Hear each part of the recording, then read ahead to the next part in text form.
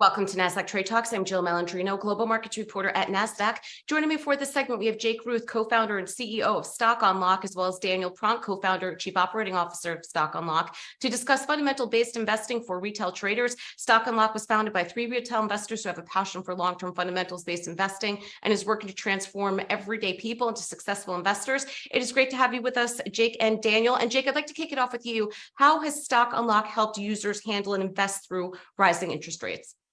We get this question all the time. So our thousands of Stock Unlock subscribers around the globe are often asking themselves this very question.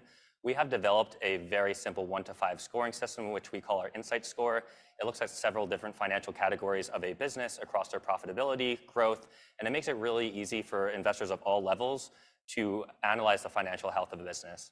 Daniel Pronk uses this all the time on his very big YouTube channel up in Canada. Why don't you walk us through a little bit more how this helps our users out? Yeah, so Stock Unlock scores the financial health, as Jake said, of every business or every stock. And one thing that we're hearing a lot about in the rising interest rate environment that we're currently in is that it's negatively affecting businesses. But rising interest rates typically affect or negatively affect businesses that have a lot of debt or rely on debt to fund themselves. So in other words, these are unprofitable businesses. So if they need to continue taking on debt, then that cost of capital is going to increase quite dramatically. However, what we don't hear a lot being talked about is that rising interest rates can actually benefit businesses with strong balance sheets as well, because they can get a higher return on their capital or on their cash.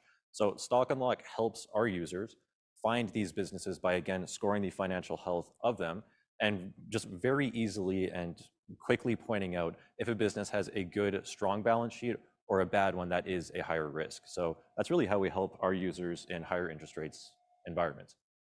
What is your view on the market today? Do you think the Fed is going to start lowering interest rates? And if so, have you adjusted your portfolios to handle that? Great question. And I wish I had a crystal ball just like everyone else to try to predict what the Fed is going to do. But the truth of the matter is we can't. And now I won't bash on any particular investment style, but we know that there are a lot of them out there. What our bread and butter is here at Stock Unlock is long-term fundamental-based investing. As Peter Lynch loves to say, it's really hard for a business to go bankrupt when it has no debt. So tying back to our insight scores, we make it really easy for investors to see how much cash does this company have? Are they profitable? Are they going to be able to service these debts? Because a funny thing happens when you have really strong, amazing companies. They end up persisting throughout time in different interest rate cycles. So whether the interest rates are high and low, really great businesses that carry low amounts of debt or are at least able to service that over time are generally going to be in a good spot. So to answer that question for you, am I moving around my portfolio because of interest rates?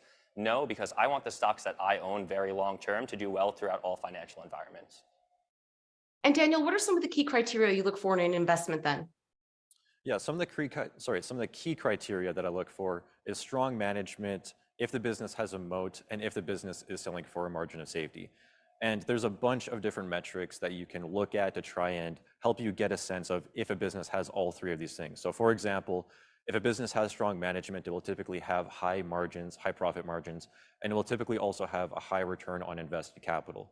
If it's selling for a margin of safety, it will typically have a free cash flow yield above what bonds are currently yielding, which is exactly how The Intelligent Investor, the best book on investing ever written, says a margin of safety is. So I look for a business to have a higher free cash flow yield than what I'm getting from a bond.